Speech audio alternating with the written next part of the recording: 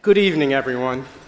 Thank you so much for attending the 26th Annual Hope Through Caring Award Dinner, which my oldest and dearest friend, Bob Rico Kushner, has playfully dubbed my second bar mitzvah. 9 months ago, Kenny H. Hoffman, my Sigma Alpha Mu fraternity brother,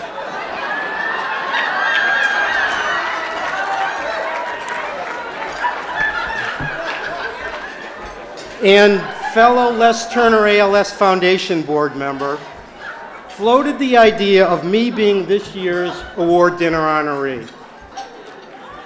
Quite humbled and a tad reticent, I quickly realized that the honor afforded me the opportunity to share with you my passion for this organization, persons with ALS, and their families.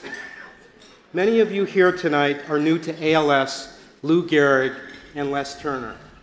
Therefore, a little background is in order. Lou Gehrig, the Iron Horse, Jonathan, tell me if I get all this right, okay? Lou Gehrig, the Iron Horse, played for the New York Yankees between 1923 and 1939. He was a prolific hitter and run producer, often overshadowed by his charismatic teammate, Babe Ruth. At the age of 35, the signs of weakness were evident. His patented rope-like home runs were replaced by soft singles as imbalance, imprecision, and fielding errors arose. On April 30th, 1939, Gehrig recorded his 2,130th consecutive game, likely playing much of 1938 afflicted with evolving ALS.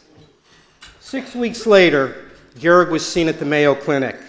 His first evaluator, an internist, recorded Gehrig's complaints of left-hand clumsiness as the telltale findings of diffuse muscle twitching and muscular atrophy involving his hands were noted. The internist immediately recognized the condition as ALS, which had taken his own mother's life several years earlier. In 1976, a 36-year-old businessman and father of three young children, Lester Turner, began to stumble on a tennis court as the relentlessly progressive neurodegenerative disease unfolded. A local neurologist provided an accurate diagnosis and prognosis. Lester and his wife, Ina, were told to get his affairs in order. Like many others, they searched for alternative diagnoses and pursued avant-garde treatments. However, his arms, legs, speech, and swallowing quickly ebbed. A cadre of dedicated buddies from his subdivision in Glenview literally carried their weakened friend upstairs to bed on a nightly basis for over a year. Like Gehrig before him, Lester lost his battle to ALS in just 3 short years from the onset of symptoms. Neither Gehrig nor Lester benefiting from multidisciplinary care teams, approved medications, or the array of technological advances available to persons with ALS today. So where's the hope? After all, this is the Hope Through Caring dinner.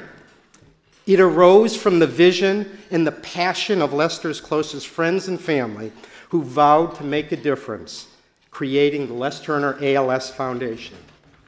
Lester's sons, Brian and Alan, described the unwavering commitment of Lester's friends and family as a story of true friendship, a cockamamie scheme by a bunch of 30-somethings as they continually question themselves. How can we do more?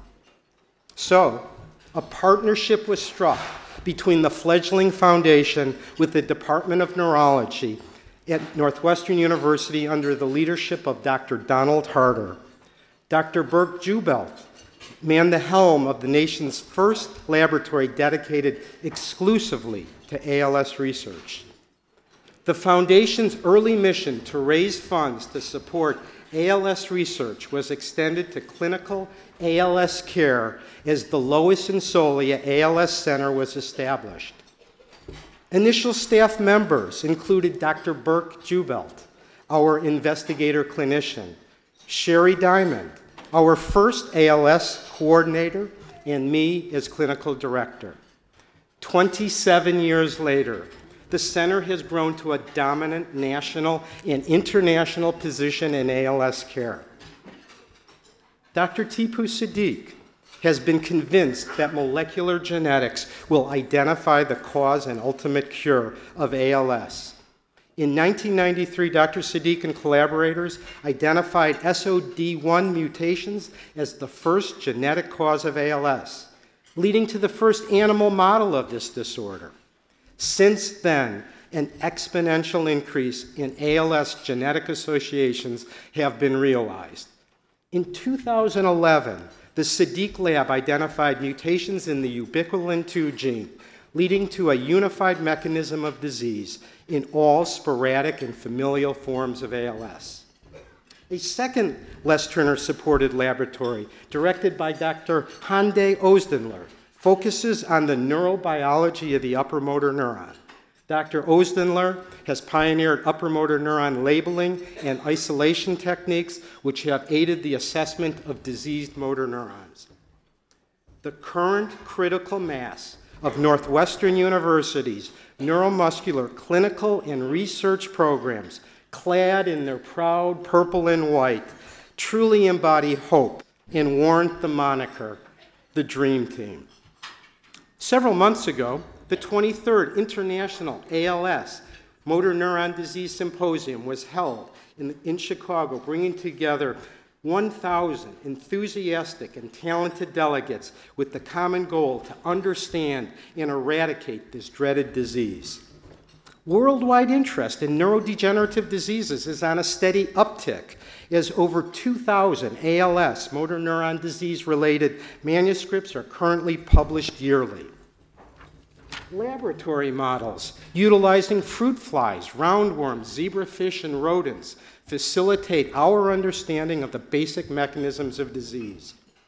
Genes of interest may be easily manipulated to boost or silence the production of proteins that they code.